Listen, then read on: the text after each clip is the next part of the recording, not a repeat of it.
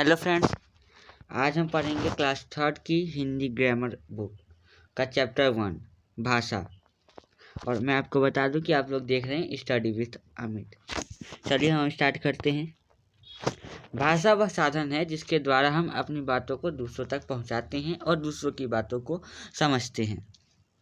मतलब हम अपनी बात को बोलकर या लिखकर दूसरों को जिस तरीके से समझाते हैं और दूसरों की बात को उसी तरीके से समझते हैं, उसे भाषा कहते हैं। भाषा के दो रूप होते हैं, एक तो मौखिक होता है और एक लिखित होता है। मौखिक यानी बोलकर, और लिखित यानी लिखकर हम जिस चीज़ को देते हैं वो लिखित भाषा होती है।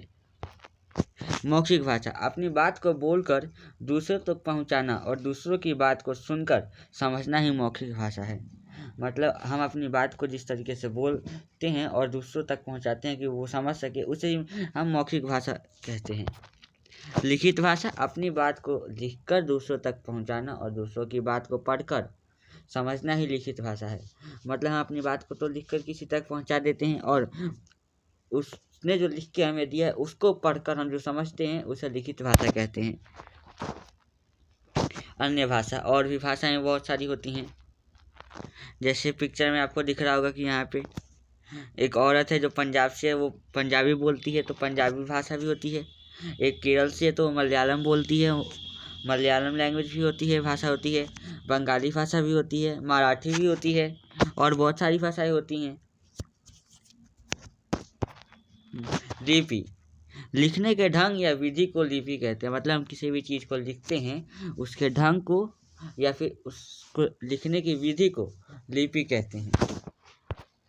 प्रत्येक भाषा की अलग अलग लिपि होती है, हर भाषा की अलग अलग लिपि होती है। अब ये टेबल आप देख लीजिए, भाषा और लिपि। भाषा संस्कृत, हिंदी, मराठी। संस्कृत, हिंदी और जो मराठी भाषा है उसकी जो लिपि देवनागरी होती है, हम इसे देवनागरी में लिखते हैं। उर्दू, उर्दू को फारसी में लिखते हैं, इसलिए फारसी लिपि होती है उर्दू की। और अंग्रेजी को रोमन में लिखते हैं तो ये रोमन लिपि होती है इसकी। और पंजाबी को गुरुमुखी में लिखते हैं, इसलिए इसकी गुरुमुखी लिपि होती है। अब हमारा वीडियो यहीं पे ख़त्म होता है, इस चैप्टर यहाँ पे कंप्लीट हो जाता है। अगर आपको अच्छा लगे तो please like, share and subscribe करें।